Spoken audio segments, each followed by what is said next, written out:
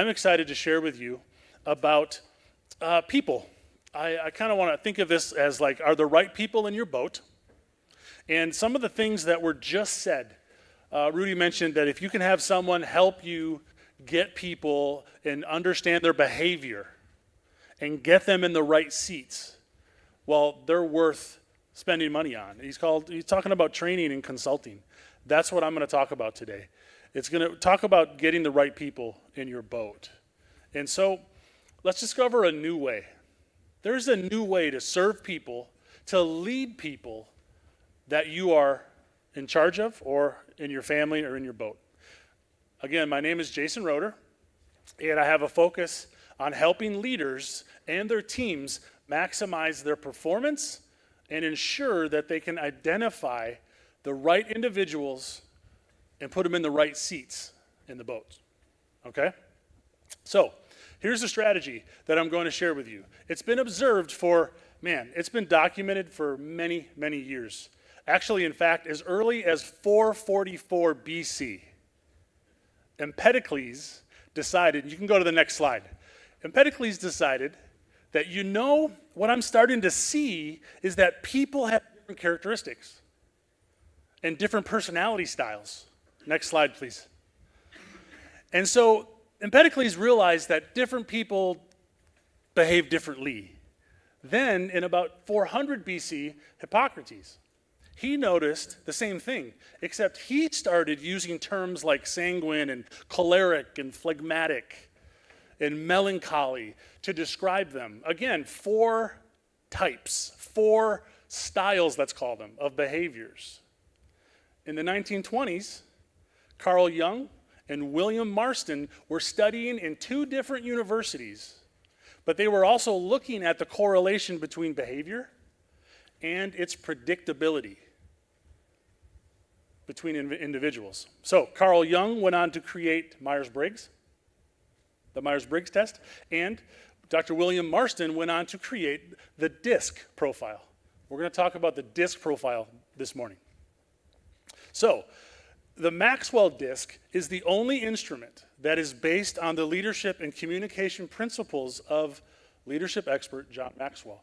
He took what William Marston created and added his leadership principles, added his understanding of how to communicate and identifying workplace styles and relationship styles. So it's not just personality. It's really trying to identify, what is this person about? What is their character? It's a great thing to know before you hire someone. So, next slide. Today, the Maxwell DISC method is one of the most impactful ways that we can learn about each other. So let's do that today. It's obvious people are different, yes? Yes or no? Yes. We're different. Different strokes for different folks. But if you can understand, there's a predictability. So take a look at this slide. What do you see? You see animals, right? Different animal patterns, right? If we can identify a pattern, well, it's valuable, right? It could be very valuable. It's the difference between, oh, good, that's a cute little Dalmatian, or, oh, no, it's a tiger, run, right? Go to the next slide for me. People have patterns too. And what I'm going to try to help you understand today and learn just a little bit in the few minutes we have left is, if you identify patterns in people, it's not putting people in a box, but it's picking up on cues. You can better serve them. You can better motivate them. You can better lead them because you understand what really helps them be their best self. Okay? People have patterns too. So, this is what Maxwell DISC is all about. You may be wondering, what does the D, the I, the S, and the C stand for? Well, the D stands for dominant. Someone say dominant. If you were the first ones to say that, you might be a D. You know, the first person's voice I heard was Steve Locks. Yeah. Is Steve a D? Oh, you bet. Yeah, Steve's a D. It stands for people that like to dominate a situation, people that like to lead. We'll get more into what that looks like. The I stands for influencing. People that are highly influential, They like being able to persuade people. They make really good sales people. They make very good stage people. They like to communicate. The S's are people that are very steady and supportive. And then the C's are people that are very compliant. They're rule followers. They're people that like to make systems and procedures. Now, if you look at this, could you go back, please, a slide? If you look at this, the D's and I's, they are very outgoing. They're dominant. They're influencing people. They're outgoing in nature. If you walk onto an elevator, they see that as the next networking opportunity. They're going to talk to people in the elevator. They might even face the wrong way so they can see people. That's what I do. I'm a high I. I love to make people uncomfortable on an elevator. And I just look at them, right? And then it's like, well, someone better say something, so I might as well go first. I enjoy that, right? Now, the C's and the S's on this, you can see, they're more compliant, they're steady. They're the steady people in our lives. They're more reserved in nature. They see, elevators as an opportunity to just, please don't talk to me. Like, just give me 30 seconds of peace, right? Now, the I's and S's, you can see on the scale, on the right side of the chart, they focus on people first, then tasks. The I's and S's are all about people, and then they're going to get to the tasks. And on the left side, the D's and C's, you flip that. Their focus is on getting stuff done. Oh, and there's people in the room too. So let's look at this DISC style through the lens of a historic event. This is the first time I've tried this, so bear with me, but I think you're going to get what I'm trying to teach here. So this next picture is a picture of a historic event. What do you think this is from? Can anybody recognize this? Yeah, good job. George Washington crossing the Delaware. Take a look at that. Study that picture. This was December 25th. The painting represented is December 25th, 1776. George Washington, he's the guy standing on the front of the boat. He decided to cross the Delaware and attack the British forces. Eventually, he ends up becoming the first president of the United States. But before all this happens, he's a general, and he's leading his troops into battle. The reason I like this painting, I love this illustration, is because, for me, it talks about getting the right people in the boat. The right people on your team. Now, in his case, getting the right people on the boat literally meant getting them in a boat. So let me talk about the different styles, those 4 styles in light of this situation. While I do that, think about who are the people in your boat. Could be your family. Could be your team that you work at. Maybe it's the ministry you serve on. Maybe it's a business that you own or you work at. You want to get the right people on your boat. At work, at ministry, and even at home. So the Maxwell disc gives you that opportunity to understand who is in your boat and who should be in the right seats. So let's start with the D styles. The D styles, next slide, they're D's based on these characteristics. They're visionary thinkers. They're generally motivated to win. You don't want somebody on your team who generally doesn't really care about winning or losing. Right? If we win, we win. No, I want someone on my team that's like, no, we're going to win, and this is how. I didn't come here to be average, to lose.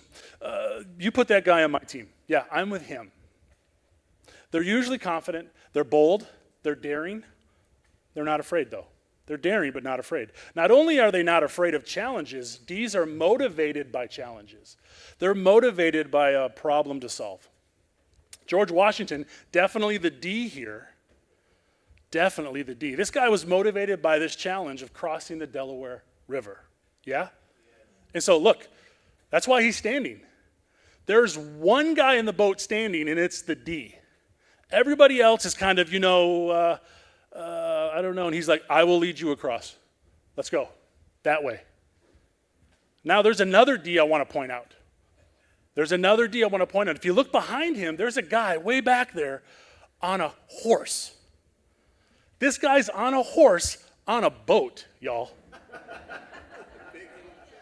Now listen, we don't hear anything about this guy in history. It's probably because he drowned in the river falling off his horse. I don't know. But he's definitely another D type. They're like, hey, you need to get off your horse. Don't tell me when we get across that river, I'm riding. I need to be on my horse. That's a D. Now, you don't ever hear about that guy. It's pretty funny. The I styles. Let's look at the I's. The I style. This is a highly influencing style. They're charismatic. They're natural communicators. They're optimistic people. They're always like see the life through the rose-colored glasses. They can be optimistic to a fault. It's like, it's always going to work out, isn't it? No, we're okay. It's going to be fine. Now, they're not afraid of a challenge. They're not afraid to be different. You know, they'll be like, hey, I'll try that. I'll do that. I'll stand out in the crowd. I'll get out of the people pile. I'm not afraid. Now look, if you're one of the eye-wired soldiers on the boat, check this out. George Washington is the D who's standing up, but there's two guys right behind him. They're also standing. They're holding the flag. Those are the I's. Those are the people that are motivating the guys in the boat. Those are the guys saying, guys, we got this. We're going to take that shore. When we hit that shore, you listen to the commander, and together, we got this. Those are the I's. There's no reason those guys should be standing, but yet there they are. They're waving a flag, which is actually very dangerous on the battlefield. Maybe not even smart. Right? But they have great optimism. Oh, don't worry. They're not going to see us coming. Everything's going to work out, right? Now, let's talk about the S-style people. The S-style individuals, well, you're very inclusive. You're supportive. You're caring. You're a team-first individual. S's make up 69% of the population. Do you know what the percentage is for D's? 3. D's make up 3%. I'm talking about you're like a hard, solid D. We all have all of these 4 qualities. But if you're a hard, solid D, well, there's a lot of S's in every family. There's a lot of S-type people in every corporation. Let's talk about them. So they're hardworking. They're reliable. They're dependable. S-wired individuals move things forward. So when the D says, we're going that way, the I's are like, well, that's a great idea. But who's actually rowing the boat? Look at this. It's the S's. The S's are actually moving things forward. It's the S's that are holding onto the oars that are moving the boat forward. That's why S's are so important. So this whole story doesn't happen. This painting doesn't get painted without the S's. So thank you, majority of you here. Now, the S's are willing to lead by example. They're saying, hey, we'll never get there unless someone starts rowing, so let's go. Now, if you happen to be a C, you've probably been taking notes. You've probably raised your camera or your phone and taken pictures of slides if you're a C. A lot of you are giggling right now because I see some of you doing that. By the way, we'll make these slides available to you afterwards. We'll send out a link. If you're a C, you typically have a plan. My wife is a high C. If you're a C, you typically don't make decisions until you have enough information, you have enough facts, which some people might see that as being slow to respond, but it's only at the speed of accuracy. You see, my wife is usually right. She's not here. All right. Whew. She's usually right. I'm not just saying that. It's because she takes a while to get there. Oh, there you are. Well, you know what, honey? I do believe it, and I don't argue with that. Because there's wisdom in getting the facts. There's wisdom in getting the details right. Then your decisions are solid if you're a C. They also are skilled executors. They're disciplined, and guess what? They practice things before they do. Amen? So look at these two guys in the boat. They got a plan. One of them steering the boat, but he can't see where they're going because George Washington, the D, is standing up. So he talks to his other C buddy, and he goes, hey, listen, you tell me left or right. So they worked up a system to communicate so they actually could get to the other side. You see, if there was no C in the boat, they'd probably go in circles. They'd probably end up where they started because there's no one actually guiding the boat. So if you remove one of the styles, let's look what happens. I kind of talked about some of that. Let's look at what happens when you take the D's out of the boat. You take the D's out of the boat, well, I'll tell you what happens. The C goes, oh, this is so much easier. Thank God he's not standing anymore. We can get to our destination. Wait, what's our destination again? Where are we going? What's the plan? Oh, no. So you take the D's out, it's like, who's going to lead us to victory? What's our plan of attack when we actually get there? So we need D's, right? Yeah, someone say we need D's. We need everybody with those D leadership. Now, with no I's, sure, the ride becomes safer. There's no like target practice with the flag waving from the enemy. But when you get to the other side, maybe you take a few losses. Maybe there's some big adversity. Who's going to be there to rally the troops? Who's going to be there to come alongside and say, it's okay, you got this. Hey, keep your head up. Don't lose heart. Well, it's the I's. They keep the morale high. Remove the S's, there's no one left to row. There's no forward momentum. The boat's just going to float there like a bobber. We have a boat full of excellent vision and high hopes, but no way to execute. That's why we need the I's. The S's so much, to move us forward. Now, without C's, that boat would be moving, right? Yeah, these people would be motivated, right? Where they're going, who knows? George could say, we're going that way into the fog. The other side's over there, I swear. But without the navigators, without the guys that have a plan, that internal GPS, we won't know really how to get there. They have a plan. They're strategic. That's why we need everyone in the boat. And when placed in the right seats, the mission is successful. It's not impossible anymore. It's possible. Our performance is enhanced when we understand people's behaviors, put them in the right positions, and then join them together on a solid mission and vision. I think it's kind of what Rudy does for a living every day. That's what I keep hearing. I'm like, dude, he's like preaching. He's singing my song. I can't wait. It's so good. So, if you need someone, let's take a look at this in the form of a meeting, okay? History lesson's over. Let's say, okay, we have a meeting coming up. What kind of meeting do we want? Well, if your meeting needs to be like short and productive, well, then get a D person to lead it. He's gonna tell you the plan. He's gonna tell you what you need to do, and let's go, break. If you need someone that's more fun, inspirational, and hey, I got ideas and I want to hear yours too. Well, then get an I person to lead that meeting.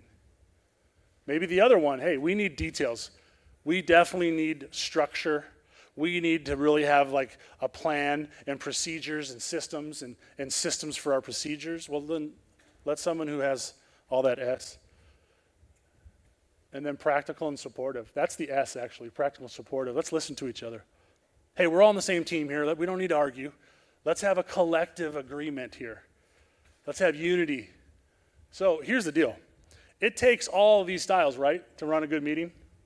You can't just have one. Maybe you need 2 or 3 or all of these styles in your leadership circle. I'm a coach and consultant for John Maxwell. I'm a certified trainer, gone through the training and invested in the time it takes to get certified. Went down to Orlando with Steve to, kind of meet John and take the pictures and all those things and to really get invested in. John's our mentor. We got so many other people doing this. And one of the first opportunities I had to be a consultant was with a memory care facility, the executive team. And here's what I learned. I learned by doing their DISC profile that their whole team, including, it was 5, 6 people, every one of them had a high C. There was no D. and there was no I. Their D was a little. So guess what? They had like systems and procedures down pat. They had procedures for their systems. What was their disconnect? They had a big disconnect. The reason they brought me in was they had a disconnect with their staff, their care team. They weren't connected. They weren't able to really connect. They could tell them what their job was. They could evaluate what was working and what wasn't with measurables, but they weren't able to really connect with them on a human level. Nobody had the I ability to really listen and connect with them. And so we worked on a few exercises to help them be intentional. And then one of the people actually, since the training, has moved to Canada actually. And so guess what they're doing? I get a call from the owner and he's like, hey, Jason, we're hiring someone. I need them to take the disc. I need to know if he's got an I or she's got an I in their system because we need that person on our team. He understood the importance of getting the right person on the boat. That's what I'm talking about. Now, let's do another one. If you're taking a road trip, the theme of today is called the road ahead. If we're taking a road trip, well, let's look at this through the eyes of disc. The D's are going to say, cool, I'll drive. We'll get there faster. You might even say, well, we're taking my car. The D's going to say, great, give me your keys. That's the D, right? I'll drive. Now the I's are like, road trip, woo! I can't drive, I don't even know where my keys are. But guess what? The I's are going to be the first one to say, shotgun, right? They're going to be the DJ. They're going to get the music pumping, the road trip themes from Spotify. Right? The S's are going to be like, hey, as long as we all get there safe, everybody buckle up, right? Just calm down, we're good. And the C's, they already got like Google Maps pulled up. They've got the pit stops. Hey, we're gonna be stopping in about 45 minutes, so try to hold it. We're gonna get gas. They already have the map locked and loaded. This is what it looks like when you understand people. So this 30-page report, this DISC profile, it provides a detailed overview of the person's styles, as well as like their ideal workplace environment where they can bring their best at work. Among other things, it also gives you this communication do's and don'ts. How to communicate with this style person and things you should not say. Another style that the DISC shares is the motivational piece. Like what motivates this person's behavior, this type of person? What really gives them that inspiration? So as a leader, valuable information. Right? You might not choose the people in your boat, but you can choose where you want them to sit and what job you have them do. Yes? That's why this is an awesome tool. Now, let's see. We also have a little piece I want to share as I wrap up called the Power Disc. And the cool thing about the Power Disc is go ahead and next slide. And then next slide. Yeah, one more. Good. Keep going. The Power Disc shows the person's like top 7 strengths. And so here's what it looks like. You can identify the person's like strengths. So here's the thing. We don't ask someone to lead out of their weakness. A good leader doesn't do that, right? If you're asking someone to lead out of their weakness, maybe on a scale of 1 to 10, they're a 3 when it comes to like inspiring and motivating. They might get to a 4, maybe a 5 with some training. But man, I want the person that's going to be motivated and inspiring to be like a 7, an 8, a 9. So lead with your strengths. It helps identify that as well. Knowing the players, connecting them as individuals, bringing out their best, that's the key. That's the key to your organization. And here's the thing, it all starts with you. If you know yourself, then you know how you're perceived. Raise your hand if you've ever noticed in your life that you have a blind spot. The D's are like, never. Never ever have I ever. No, we all have them, don't we? We have blind spots. And so to be that self-aware leader, boy, it is a true gift to the people in your family, in your church, in your business, in your nonprofit, in any sector, any area. It's a beautiful thing.